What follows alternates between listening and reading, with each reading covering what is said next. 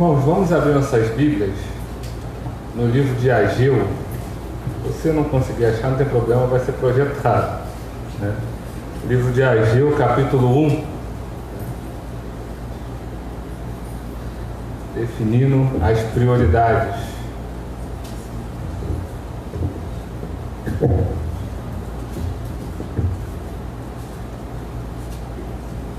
Serve de consolo, Watson. Eu também brigo direto. Não é uma característica só sua, não.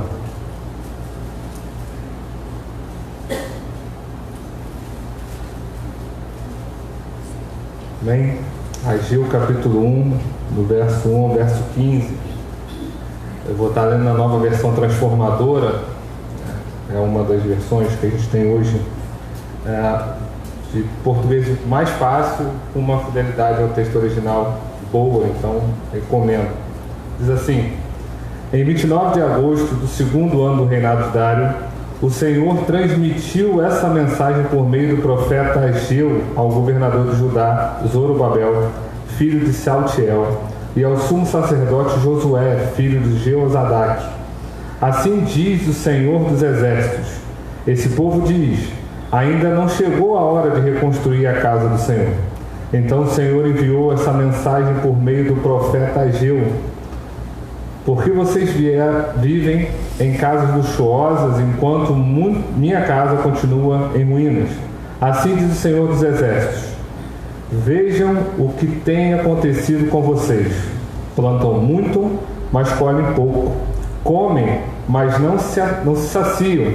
Bebem, mas ainda têm sede. Vestem-se, mas não se aquecem. Seus salários desaparecem como se vocês os colocassem em bolsos furados. Assim diz o Senhor dos Exércitos: vejam o que tem acontecido com vocês. Agora subam as colinas, tragam madeira e reconstruam a minha casa. Então me alegrarei nela e serei honrado, diz o Senhor. Vocês esperavam colheitas fartas, mas elas foram escassas. E quando trouxeram esse pouco para casa, eu fiz desaparecer como um sopro. Por quê? Porque minha casa continua em ruínas, diz o Senhor dos Exércitos. Enquanto vocês estão ocupados construindo suas casas, é por causa de vocês que os céus retêm orvalho e a terra não produz colheitas. Enviei uma seca sobre os seus campos e sobre as suas colinas, uma seca que fará murchar o trigo, não vai ter pão, as uvas, não vai ter vinho, e as azeitonas, não vai ter azeite, ou seja, nada de cesta básica da época. E todas as suas plantações que fará vocês e seus animais passarem fome, e destruirá tudo que vocês trabalharam para conseguir. Então Zorobabel, filho de Saltiel, e o sumo sacerdote Josué, filho de Jeozadaque, e todo o remanescente do povo obedeceram à mensagem do Senhor seu Deus, quando o povo ouviu as palavras do profeta Ageu, que o Senhor seu Deus tinha enviado, temeu ao Senhor. Então Ageu, o mensageiro do Senhor, transmitiu ao povo essa mensagem do Senhor: estou com vocês, diz o Senhor. E o Senhor deu ânimo ao governador de Judá, Zorobabel, filho de Saltiel, ao sumo sacerdote Josué, filho de Jeozadaque, e a todo o remanescente do povo. Começaram a trabalhar na casa do seu Deus, o Senhor dos Exércitos, em 21 de setembro do segundo ano do reinado de Dário. Amém? Amém? Amém. Sei que o texto foi longo e eu tenho que dizer que sempre que a gente vai para o Antigo Testamento é mais desafiador, né? Porque tem um contexto todo mais amplo para explicar, e como diria o Cláudio, me perdoe porque eu vou precisar usar um tom professora. Embora ele diga que o professor sou eu, não ele, né? Mas mentira. Não que ele minta. Mas não é bem isso. Mas vamos lá. Qual é o contexto que está se apresentando diante desse texto de Ageu? O povo havia sido levado cativo, enviado por Deus à Babilônia. Isso precisa ficar claro, de que quem levou o povo cativo à Babilônia foi o próprio Deus, para que lá ele ficasse 70 anos. Ok? O povo de Israel cativo na Babilônia. Quando chega mais ou menos nos anos 50, começa a voltar alguns. É esse o contexto. Aqui estamos falando de algo em torno do ano 50, 55 de cativeiro. Eles voltam. E aí o relato mais rico dessa volta e construção dos muros está lá em Esdras. Amém? Então lá no início de Esdras a gente vai ter exatamente esses acontecimentos históricos do povo voltando, reconstruindo o templo, o samaritano no início querendo ajudar, depois ficando com raivinha e levando a causa para o rei da Pérsia julgar, pedindo para embargar a obra, enfim, está lá em Esdras. O que acontece? Ageu, ele é um profeta que pregou desmascarando os profetas da sedução. Os profetas que ensinavam, e aí nesse contexto também está surgindo um novo período na história e na cultura de um pensamento mais humanista. Então o povo começou a aprender por outros deuses, ou por outros profetas, sobre outros deuses, que eles poderiam ser felizes com as suas realizações pessoais. E aí, com isso tudo surgindo, começou-se a ensinar que se você trabalhar muito, você vai ser feliz. E a gente viu isso um pouco com o pastor Cláudio no ano passado. Eu consegui, eu conquistei, e o nariz vai cada vez mais para o alto sem poder ver quem está à nossa volta necessitado. Então, essa ideia de que a nossa felicidade depende única e exclusivamente de nós, e que tudo que nós fazemos é em prol da nossa felicidade, era ensinado pelos profetas daquele período, os profetas da sedução, e não é diferente dos nossos dias. Assim como Ageu, nós somos desafiados a falar: isso é mentira. Você pode ter isso tudo e não ser feliz. Você pode ser feliz sem ter essas coisas.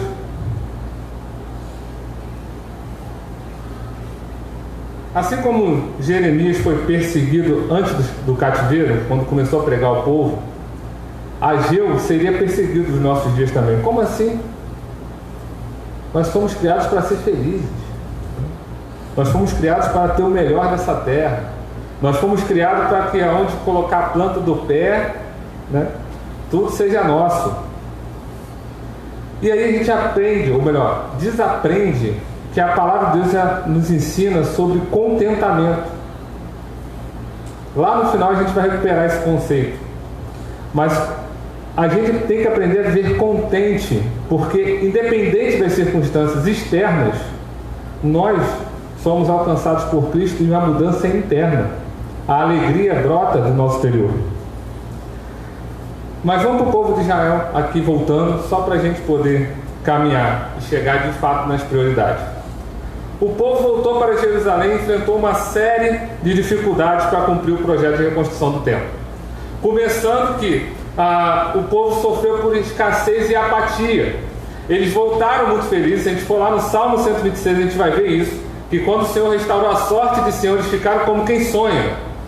E a boca se encheu de alegria, os lábios de riso, em todas as nações se diziam: grandes coisas fez o Senhor por ele. Mas se você reparar, a partir do verso 4, parece que muda o salmo. Ele fala assim: mas os que com lágrimas semeiam, com júbilo ceifarão. Então, assim, essa alegria toda, mas teve problema ali no meio, né? Foi essa felicidade toda, mas ao decorrer da história, no final volta a alegria. Mas houve um período de choro, houve um período de semear com lágrimas. E é esse o contexto que o povo está vivendo. Eles voltam com todo gás, começam a reconstruir o templo, doam as suas propriedades, doam os seus valores, e com o tempo passando eles começam a desanimar. Como eu brinquei no início, falando sério, os samaritanos começaram a recorrer ao rei da Pérsia e falaram assim: olha só, o povo está voltando, está reconstruindo o muro, está reconstruindo o templo, eles vão se fechar lá e vocês nunca mais pegam um imposto lá dentro. Como assim? Não, espera lá, vamos embargar essa obra. Então eles viviam um período de escassez e apatia, porque eles viram que aquilo que eles tinham todo o gás no início estava demorando muito para ser feito. O templo não foi construído tão rápido como eles imaginavam. O povo não estava voltando tão rápido como eles imaginavam. E eles olham para trás e falam assim: mas por que não vem mais gente? Vai ser só a gente mesmo para reconstruir? É muito trabalho. Não, peraí. Mas eu também tenho a minha vida. Mas eu também tenho que dar conta da minha casa. E aí eles tiram o foco de reconstruir o templo e começam a construir suas casas. O pouco recurso que ainda restava, eles focam nas suas propriedades e nos seus negócios.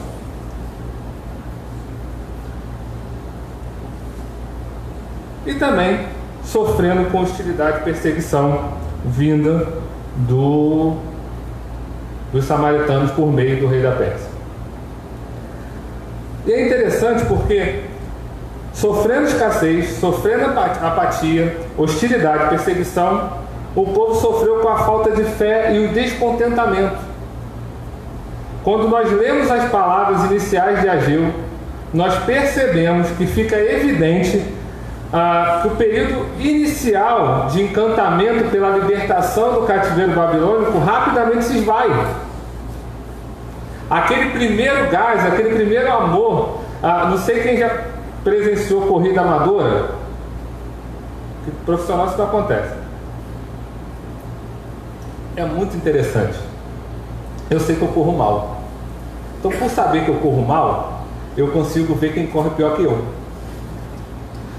E aí, às vezes eu olho assim, antes, quem não sabe, eu sou um propenso corredor amador. Geralmente eu ando, né? E aí, antes da largada, todo mundo ali em volta, e as distâncias geralmente são definidas pelo número, pela cor. Então, se eu olhar para o João, eu sei qual é a distância que ele vai correr, porque a cor é relacionada à distância. E aí você olha para a pessoa, você olha para a distância e fala, ele não consegue. Não dá para o pastor Tiago correr 21 km, ele não consegue. Pois bem, aquela agitação toda, bota a mão para o alto, não sei o que, 3, 2, 1, vai. Parece uma manada de búfalo. E aí todo mundo sai. E aí lá atrás vem alguém cadenciando. Passo primeiro, passo segundo, passo terceiro. O que significa? Quem não tem conhecimento do tamanho da distância que vai percorrer, gasta toda a energia no início. E quebra logo no início. Foi isso que aconteceu com o povo e é isso que acontece às vezes com a gente. A gente chega com todo gás, seja quando começa a caminhada na fé, seja quando vira o ano, fala assim, esse ano vai ser tudo diferente. Aí faz aquela lista lá bonita, que no máximo dura até o dia 2 de janeiro, né? Se for muito organizado até o dia 5, e aí esquece aquela lista, deixa para lá, deixa virar um ano de novo. E aí começa a ficar descontente, porque idealizou que ia fazer aquilo de uma forma muito rápida, idealizou que ia fazer daquela forma que ele mesmo planejou e não conseguiu. E se decepciona, se fica descontente. Chega a dizer que Deus não ajudou. Não é estranho que Deus, e aí se a gente voltar para o texto aí, no verso 2 de Ageu capítulo 1, Deus fala assim, esse povo está dizendo que não é o momento de reconstruir o templo. Os samaritanos tinham ido até o rei, feito lá a denúncia, e o rei fez um decreto. E aí é interessante porque Deus não atribui a pausa de 15 anos da reconstrução do templo ao decreto, é ao povo. Não é interessante? Mas por que será? Porque se o povo continuasse com a fé e o olhar para a reconstrução do templo, eles poderiam ter reconstruído. Sabe por quê? Embora o decreto de um rei da Pérsia não pudesse ser revogado por ninguém que viesse depois dele, ainda que fosse rei da Pérsia, não dava para revogar igual a gente faz com as nossas leis. O decreto não falava nada do templo. O decreto falava dos muros. O que aconteceu com o povo de Israel em Ageu 1, capítulo 1 e 2, versículo 1 e 2? O povo se beneficiou, entre muitas aspas, que não foi benefício nenhum, ou se aproveitou, melhor dizendo, de um decreto para simplesmente parar de fazer o que não queria fazer, mais fazer. Quer ver como é que o decreto não dizia? Esdras capítulo 4, do verso 11 ao 13, depois 17 a 22, diz assim: esta é uma cópia da carta, abre aspas, ao rei Artaxerxes, de seus súditos leais, na província a oeste do rio Eufrates. Informamos ao rei que os judeus que saíram da Babilônia para Jerusalém estão reconstruindo a cidade rebelde e má. Claro que a denúncia tem que, né? Já restauraram os alicerces e em breve terminarão os muros. É bom o rei saber que se essa cidade for reconstruída, se os muros forem concluídos, haverá grande prejuízo ao tesouro real, pois os judeus se recusarão a lhe pagar tributos, impostos e taxas. Versículo 17. O rei Artaxerxes enviou a seguinte resposta, abre aspas, ao comandante Reum, ao secretário da corte Sinsai e aos seus companheiros em Samaria e em toda a província do oeste do rio Eufrates, saudações. A carta que vocês enviaram foi traduzida e lida para mim. Ordenei que se fizesse uma busca nos registros e descobri que, de fato, Jerusalém tem sido, ao longo dos anos, foco de insurreição contra vários reis. Aliás, rebeliões e revoltas são normais ali. Reis poderosos governaram sobre Jerusalém e sobre toda a província a oeste do rio Eufrates e receberam tributos, impostos e taxas. Portanto, dei ordem para que esses homens parem seu trabalho. A cidade não deve ser reconstruída enquanto eu não mandar. Sejam diligentes e não descuidem desse assunto, pois não devemos permitir que a situação prejudique os interesses do rei. Percebeu o que o decreto proibia? A reconstrução da cidade e não do templo. A reconstrução dos muros, não do templo. Até porque muro representava segurança, fortaleza. Então só entra quem a gente deixa. Por isso que a gente mura as casas, né? Para ter um controle. O restante podia concluir. O templo estava liberado. Até porque na cultura ali dos persas era mais uma religião. Mas o povo resolveu aproveitar, pegar o decreto, colocar embaixo do braço e falar, não dá. Como nos dias de Ageu, nós, os nossos contemporâneos, sempre arrumamos concorrentes para a glória de Deus. E aí a prioridade de Ageu fica clara no verso 8. É ali que a chave desse povo vira e eles entendem como eles estavam errados. Diz assim: agora subam as colinas, tragam madeira e reconstruam a minha casa. Então me alegrarei nela e serei honrado e glorificado, diz o Senhor. Vejam que o problema todo estava de fato de que aquele povo não conseguiria fazer nem manter o prazer na glória de Deus. Quais eram as prioridades daquele povo? Entrando no tema agora propriamente dito, depois de entender isso, todo esse pano de fundo. Qual era a prioridade daquele povo naquele momento? As suas próprias vidas, os seus próprios bens, os seus próprios patrimônios. Então, verso 3 e 4 deixa muito claro. Então o Senhor enviou a mensagem por meio do profeta Ageu e disse: por que vocês vivem em casas tão luxuosas enquanto a minha casa permanece ruína? Abre um parênteses. Nós estamos falando do Antigo Testamento, onde o templo representava a presença de Deus. Trazendo para os nossos dias, nós não estamos falando desse prédio, nós estamos falando dessa propriedade, nós estamos falando do nosso relacionamento com Deus. O povo só conseguiria ter relacionamento com Deus no período de Ageu se eles estivessem no templo.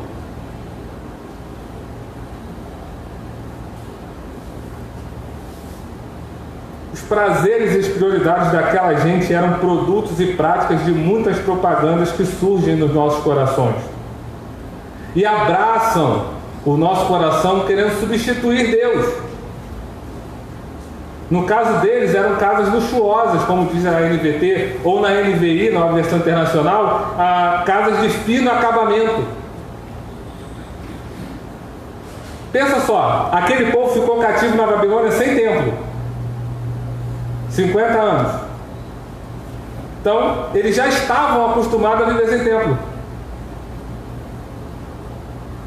priorizando a propriedade e a prosperidade da cidade. Inclusive foi uma ordenança do próprio Deus.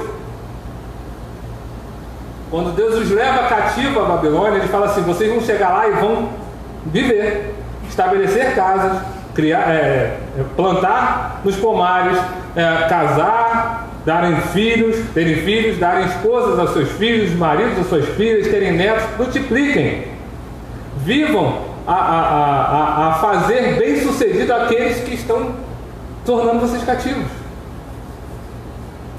Trabalhem para que a Babilônia seja edificada. Corta para 2022. Trabalhem para que o Brasil seja edificado. Viva como se você não se preocupasse com quem está no poder civil, porque o poder está na mão de Deus. Falando do poder civil do país. Não interessa. Não interessa. Não faz menor diferença para a igreja quem é ou quem deixa de ser o prefeito da cidade, o governador do estado, o presidente da república. Não faz menor diferença. A nossa missão, enquanto igreja, é anunciar o Evangelho. É viver esse Evangelho independente. E isso foi dito para esse povo quando ele foi para a Babilônia. Olha, os babilônios, que nada tem a ver com o Deus de Israel, vocês vão trabalhar para que eles sejam bem-sucedidos. Mas eles resolveram, assim como viviam na Babilônia, quando voltaram para Jerusalém, continuaram vivendo da mesma forma. Sem tempo, se preocupando com as suas casas, com seus pomares, com as suas vidas. E aí, passando daí, chegaram lá, passou aquele impacto inicial de vamos fazer tudo. Começam a ver que a coisa não estava indo do jeito que eles pensavam, surgem as perseguições, dos samaritanos. Depois vem o tal do decreto conveniente, eles falam, beleza.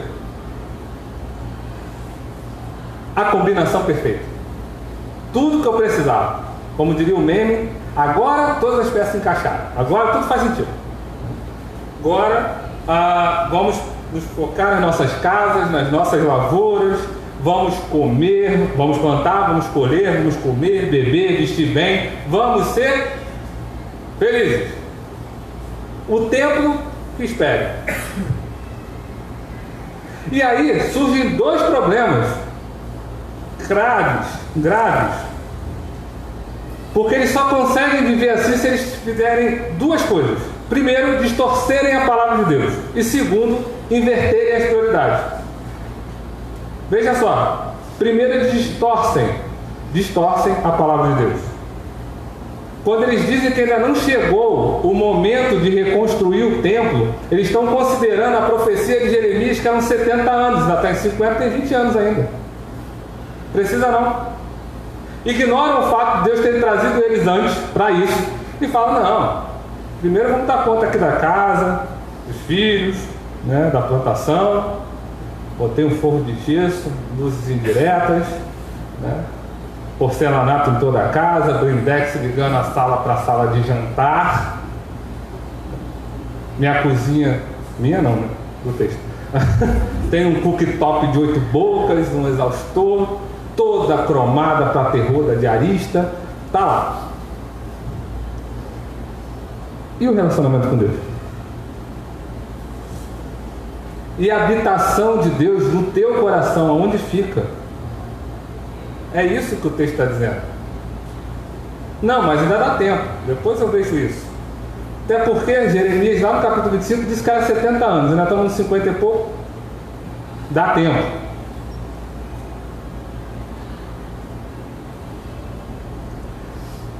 E segundo, eles invertem as prioridades. Ageu 5:6 diz assim, capítulo 1, verso 5, verso 6. Assim diz o Senhor dos Exércitos: vejam o que tem acontecido com vocês. Plantam muito, mas colhem pouco. Comem e não se saciam. bebem, mas ainda têm sede, vestem-se e não se aquecem, seus salários desaparecem como se vocês colocassem bolsos furados. Aonde foi? João deu uma aula de economia. É só não gastar. Mas nem assim some. Aqueles homens amaram mais o seu dinheiro e perceberam que estavam sem ele. Como se tivessem colocado em bolsos furados. Não sabiam aonde ia o salário que tinha ganho. Não adianta. E aí não adianta planilha, reservar 30%, um monte de coisa que falam na televisão, geralmente de quem tem muito que dá para fazer aquilo, né? Tem a ver fazer aquilo com salário mínimo, mas isso não é o caso. Comem e bebem e não se saciam. Compram, se vestem e continuam sentindo frio. Não tem contentamento naquilo que eles mesmos produzem. E entra nesse moedor de carne que a gente vive, de levantar cedo, dormir tarde, comer do pão que penosamente granjeastes, e esquece que aos seus amados Deus dá enquanto dorme. E que se o Senhor não edificar a casa, em vão vigia a sentinela. Não adianta. Pastor, então a gente pode ficar todo mundo em casa dormindo? Não, é isso que eu estou dizendo. Não é. Muito pelo contrário. Mas é saber que o nosso contentamento e a nossa manutenção não está nessas coisas, ou não estão nessas coisas. Está no Senhor. Em fazer a sua vontade e ter uma relação, um relacionamento com Ele, pessoal. Não é mera coincidência que aquele povo plantava muito e colhia pouco. Não é mera coincidência que aquele povo comprava roupa e sentia frio. Comia e não se saciava. Nada do que eles pensaram ou fizeram foram suficientes para satisfazê-los, para saciar o coração.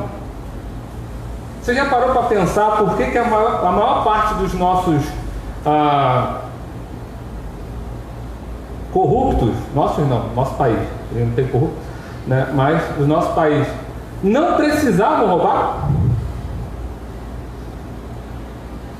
E aí, não é novidade para ninguém, está no depoimento dele, o ex-governador do Rio, por exemplo, chegar no depoimento e falar assim: perdi a mão.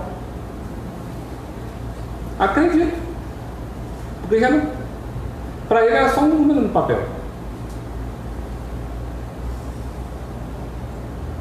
É isso. Tem muito, mas não se sacia.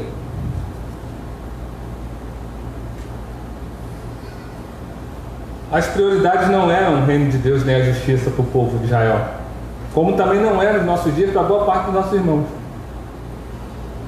Ageu, então, enviado por Deus, pregou de modo correto as Escrituras, com o fim de corrigir a prioridade do coração. E aí deixou algumas dicas, que rapidamente eu vou, para a gente caminhar para a conclusão. Pelo menos 3 dicas, a partir do texto de Ageu, de como nós podemos definir ou redefinir as nossas prioridades enquanto cristãos.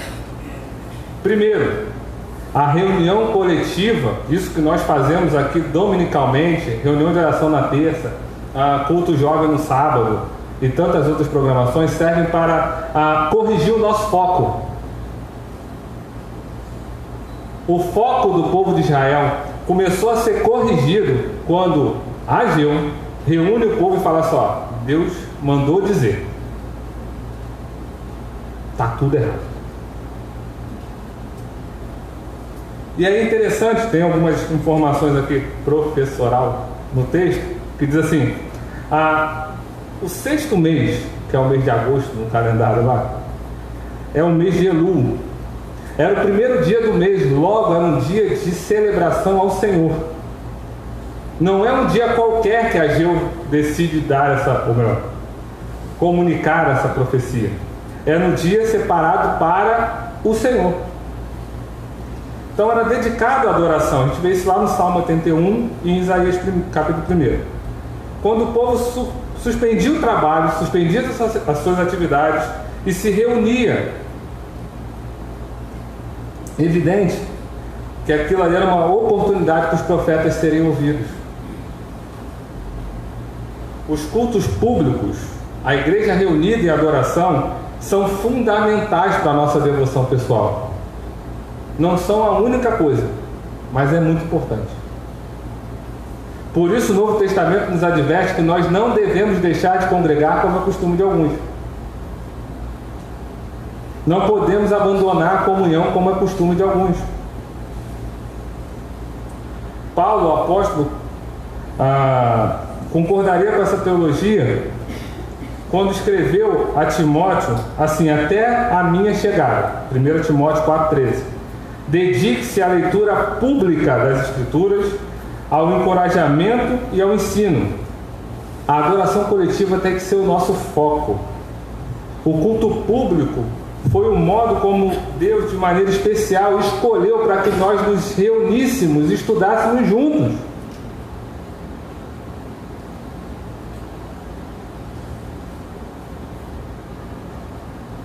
Segunda coisa, então, a reunião coletiva corrige o nosso foco.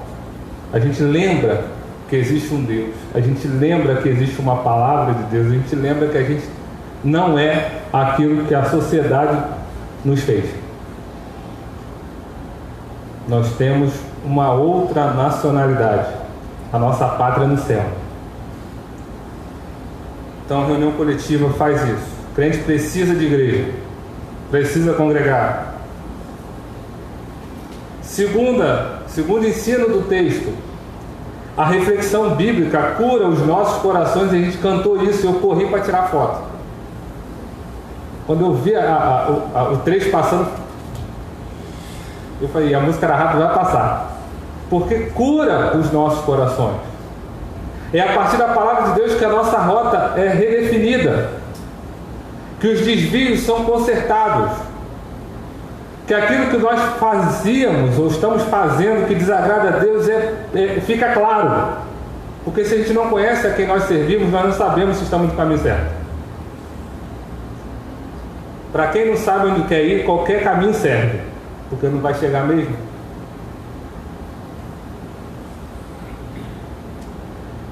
Leia comigo mais uma vez e preste atenção no que deveria dizer ao povo naquele culto público, que Ageu deveria dizer. Note como o coração seria curado pela palavra de Deus. A partir do verso 3. Então o Senhor enviou a mensagem por meio do profeta Ageu. Por que vocês vivem em casas luxuosas enquanto a minha casa continua em ruínas? Nos nossos dias alguém diz assim, Ageu está batendo. Tá azeitado hoje, moço. E aí continua. Assim diz o Senhor dos Exércitos, vejam o que tem acontecido com vocês, reflitam sobre a vida de vocês, plantam muito e colhem pouco, comem e não se saciam. E nessa parte o povo já pensa assim, como é que é? E continua, bebem, mas ainda têm sede, vestem e não se aquecem, os salários desaparecem como se fossem colocados em bolsos furados. Assim diz o Senhor dos Exércitos. E aí repare que Ageu não para no problema, ele vai apresentar a partir da revelação de Deus a solução. E diz assim, vejam o que tem acontecido com vocês. Agora subam as colinas, tragam madeira e reconstruam a minha casa. Então me alegrarei nela e serei honrado, diz o Senhor. Vocês esperavam colheita farta, mas elas foram escassas. E quando trouxeram esse pouco para casa, eu fiz desaparecer como um sopro. Por quê? Porque minha casa continua em ruínas, diz o Senhor dos Exércitos, enquanto vocês estavam ocupados construindo as suas.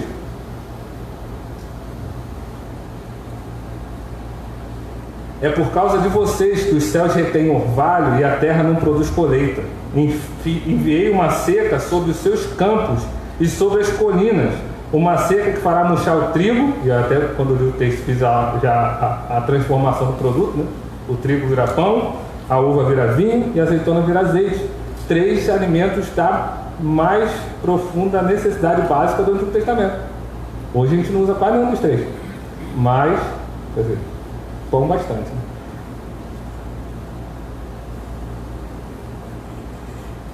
E suas plantações, que fará vocês e seus animais passarem fome, destruirá tudo que vocês trabalharam para conseguir. Quando nós abandonamos o prazer pela glória de Deus, nós procrastinamos, nós deixamos para depois as coisas de Deus. Nos esforçamos para encontrar prazer em outras coisas. Nos esforçamos para buscar saciedade em outras coisas. E o resultado é que nós nos frustramos e nós não nos satisfazemos plenamente. Ficamos com os bolsos furados e com a alma vazia.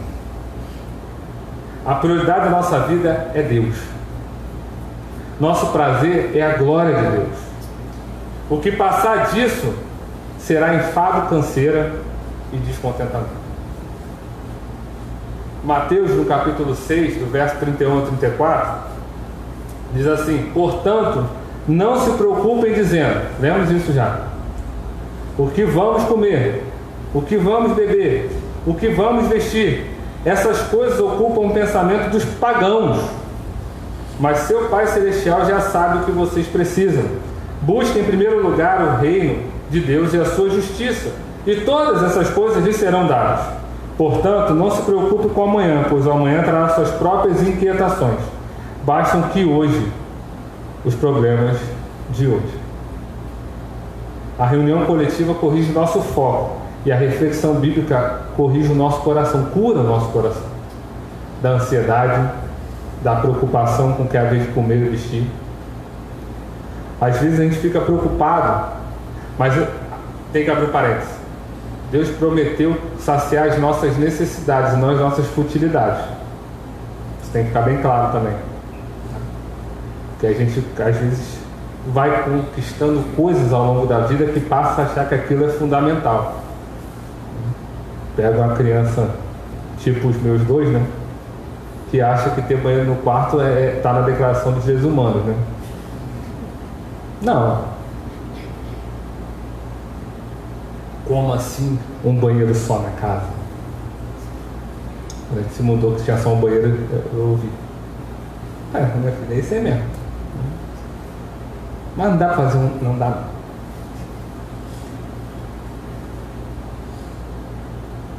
Terceiro e último. A resposta obediente constrói ou reconstrói a nossa relação com Deus. A pregação de Ageu termina com 4 imperativos fundamentais. Verso 5, verso 7, vejam. No verso 8, subam. No verso 8 também tragam. E no verso 8, reconstruam. Vejam que o fim trágico que vocês chegaram não é o fim. Dá para consertar. Subam as colinas, tragam madeira, reconstruam a minha casa, então me alegrarei e serei honrado, diz o Senhor. Meu povo, há 4 imperativos a serem observados na fé e no contentamento, na esperança. Se quisermos viver de fato alegre e satisfeitos, precisamos ter isso em nossas mentes e corações. Primeiro, ver. Ver o que, pastor? A sua condição diante de Deus. O como você tem levado a sua vida e conduzido a sua vida. Veja como está o seu estado de vida junto a Cristo. Você tem tido Cristo como meio para alcançar coisas ou como fim? Eu busco porque eu quero ter a Cristo, e não porque Ele pode me dar carro, casa, dinheiro. Inclusive quem prometeu isso na Bíblia nem foi Ele. Segundo, arrependa-se, negue-se a si mesmo e suba, e aí claro que é uma linguagem figurada, até a cruz. Leve os seus problemas até a cruz. Terceiro, morra para os seus pecados e traga sobre os ombros a cruz, a sua cruz. E quarto, reconstrua a sua vida seguindo pela fé o poder no Espírito Santo e os ensinamentos contidos na Bíblia. Os judeus do período de Ageu obedeceram e receberam a bênção do Senhor. O texto termina assim, do 12 ao 15. Então Zorobabel, filho de Sealtiel, e o sumo sacerdote Josué, filho de Jeozadaque, e todo o remanescente do povo obedeceram a mensagem do Senhor, seu Deus. Quando o povo ouviu as palavras do profeta Ageu, que o Senhor, meu Deus, tinha enviado, temeu o Senhor. Então Ageu, o mensageiro do Senhor, transmitiu ao povo essa mensagem do Senhor: estou com vocês, diz o Senhor. E o Senhor deu ânimo ao governador de Judá, Zorobabel, filho de Sealtiel, e ao sumo sacerdote Josué, filho de Josadaque, e ao todo o remanescente do povo. Começaram, versículo 14, metade 14 em diante, começaram a trabalhar na casa do seu Deus, o Senhor dos Exércitos, e em 21 de setembro do segundo ano do reinado de Dário. Começaram rápido. Final de agosto, meados de setembro, já estava todo mundo trabalhando. Não esperou nem chegar o restante do material. Igual o pedreiro. O contentamento é uma arte aprendida. Filipenses, falei que eu ia recuperar o conceito? Filipenses capítulo 4, verso 11, diz que Paulo diz que aprendeu a viver contente em toda e qualquer circunstância. Cristo dá essa condição de nós vivermos contentes e felizes em toda e qualquer circunstância. É Ele. Não são as coisas. Não é aquilo que nós somos na sociedade, não é aquilo que nós temos no banco, não é aquilo que nós temos de patrimônio, não é a nossa casa bonita. Pegando o exemplo dos judeus aqui do texto de Ageu. Não é. É Cristo. Cristo como fim e não como meio para conseguir essas coisas que, embora lícitas e legítimas, não são para isso que nós servimos a Cristo. Não é para isso, desculpa, que nós servimos a Cristo. Para esse fim, para servir a Cristo, é que nós fomos criados. E para viver em Cristo é entender que morrer é lucro. Então hoje nós vimos que para nós termos contentamento em Cristo é importante vivenciar essa reunião coletiva que corrige o nosso foco. Que é importante a reflexão bíblica que cura o nosso coração. E que uma resposta obediente reconstrói a nossa... obediente a Deus. Reconstrói a nossa vida e o nosso relacionamento com Ele. Desse modo, eu preciso deixar 3 perguntas, que obviamente não precisam responder, para mim. Né? Professoral demais essa, né? Primeiro, qual tem sido o local do culto? Ou melhor, o lugar do culto na sua vida? Do culto público. Ah, pastor, mas olha só, minha vida é um culto ao Senhor. Amém, teologicamente está correto, estou falando do culto público. Por estar junto, reunir. Qual tem sido o lugar na sua vida? Ah, eu vou quando dá. Ah, domingo, né? Segunda eu ia acordar cedo. Não dá não. Segundo, qual é o papel da reflexão bíblica ocupa na sua espiritualidade? Você lê e reflete, faz uma reflexão pelo que você está lendo, ou você lê para cumprir meta, né? Ou nem isso, porque ninguém está cobrando mesmo, então está lá empoeirado, né? Muito mal quando o aplicativo solta o versículo do dia assim, e às vezes nem lê, tira da tela para chegar a mensagem mais importante, né? Terceiro, o que você costuma fazer quando seus ídolos são confrontados? E aí, ídolo, você entenda como tudo isso que a gente falou aqui que tenta ocupar o lugar de Deus na tua vida, ainda que seja o comer, beber e vestir. A gente precisa aprender que o contentamento é um desejo de priorizar o culto, um desejo de praticar a leitura bíblica e ouvir exposições bíblicas, preferência de qualidade, porque hoje também a gente vê cada coisa. Colocar em prática a fé, tudo que o Senhor pelas Escrituras revelou para nós. Ânimo e força para recomeçar quando a gente, por algum motivo, ficar igual ao povo de Israel lá no livro de Ageu. Virão da reunião coletiva do povo de Deus o corrigido foco. Virão a partir da reflexão bíblica a cura do coração, a resposta obediente para reconstruir essa vida. Como nós precisamos de ânimo e força para não esmorecer, para entender que a corrida é um pouco mais distante, porque não dá para sair desembestado, que vai acabar a energia no meio, às vezes no início. Precisamos de rotina diária e também de rotina dominical. O culto é importante, mas não fica só pelo culto. E é por isso, inclusive, que a gente está, por meio da liderança dos jovens, desafiando a leitura diária de uma porção da Bíblia e depois uma conversa sobre, entre outras estratégias. Como nós somos facilmente levados a distorcer as Escrituras, de modo a negligenciar o essencial.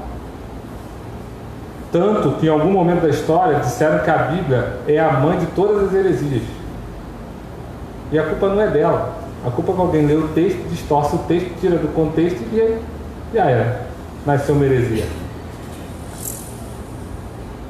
Geralmente, para os desavisados ela faz sentido. Porque está na Bíblia. Mas não está daquele jeito. Visto os 70 anos de cativeiro, 50 anos antes, ou 20 anos antes, então está na hora mesmo não. Alguém olhar e falar assim, não tem quem estava errado. Deus falou que ia ficar 70, presta essa aí de construir um templo. Tem 20 anos ainda, deixa o povo ser feliz um pouquinho. Vai ser nem essa geração que vai construir. Mas isso não estava no combinado com Deus. Por aversão à religiosidade, à instituição, à igreja, aos templos, aos formalismos, muita gente tem servido disso para não ir mais à igreja. Nós não podemos cair também nesse erro de negligenciar a casa de Deus. É bem verdade que não é esse endereço, já falei isso aqui. Mas quando nós nos reunimos, é o povo de Deus reunido. Se a gente sair daqui e reunir na praça, está chovendo não, né? Na praça, é a igreja de Cristo reunido lá. Mas tem que reunir. É verdade que o templo é Cristo, mas nós somos corpo, e o corpo precisa estar junto. O segredo do contentamento se aprende quando se começa a definir bem as prioridades. Pare de olhar os profetas da sedução. Olhe para a palavra de Deus diariamente. Um tempo a sós com Deus, reflita nessa palavra. Dominicalmente reunido no culto, tenha comunhão e ouça a explanação dessa palavra. Eu não sei vocês, mas eu saio daqui sempre de barriga cheia. Eu estou nem falando do café, nem na cantina. Domingo passado eu saí daqui e falei, meu Deus, que mensagem. Que mensagem. Porque se não confronta, não é palavra de Deus. Porque a gente aprende, a partir dela, a curar o nosso coração. E para curar, dói.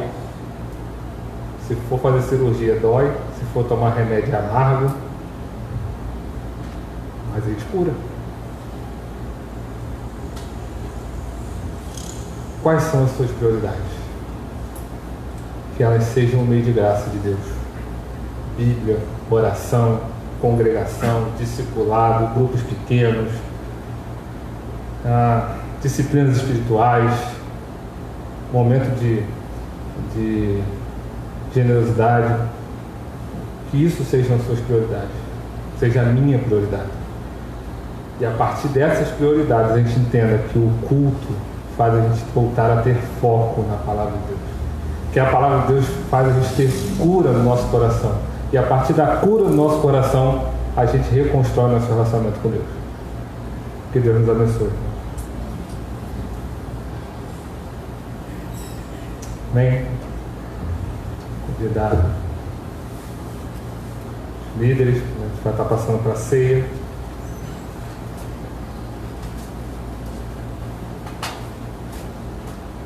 Esqueci de marcar o tempo, não sei nem quanto tempo demorou não. Eu acho que está no bom horário.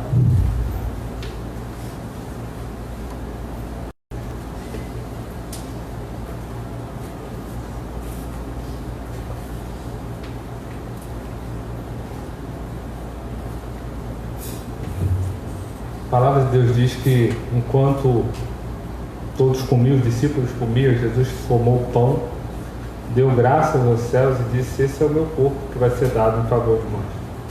Depois de haverem comido, ele pega o cálice de modo semelhante, levanta e fala: esse é o meu sangue que vai ser derramado por remissão de pecados. E diz que deveriam todos comer e beber e terem comunhão com ele. A gente vai fazer isso. A nossa confissão de fé, a nossa prática de fé nos ensina que toda vez que nós nos reuníssemos, assim como Jesus disse no texto, nós deveríamos comer do pão e beber do vinho e anunciar a morte de Cristo até que ele voltasse. E por isso a gente faz. É importante lembrar que a ceia ela não tem uma supervalorização, ela não é mais do que ela é. Ela é um simbolismo, um meio de graça, um memorial daquilo que Cristo fez na cruz. Então ela não pode assumir o papel de Cristo, ela apenas aponta para Cristo. Também não é para ser subestimado. Não é nada demais. Não, é lembrar do sacrifício. De maneira que quando você pega esses dois cálices, do pão e do vinho, você lembre do sacrifício de Cristo que o Senhor falou. E se isso não acontecer, o meio de graça, o sinal visível dessa graça invisível não está funcionando. E é isso que a Bíblia diz que a gente tem que ter como discernimento. Ao pegar o pão, ao pegar o vinho, lembrar disso, porque senão a gente não vai estar tomando, como a gente vai estar tomando juízo. A gente não está discernindo o que de fato é corpo e o que de fato é sangue. Amém? Enquanto o Ministério do Louvor canta, eu convido os irmãos que vão participar a estarem recebendo. Nós não vamos dar nenhum comando, como diria o Ale, né, para vocês. Peguem, orem e pode ser.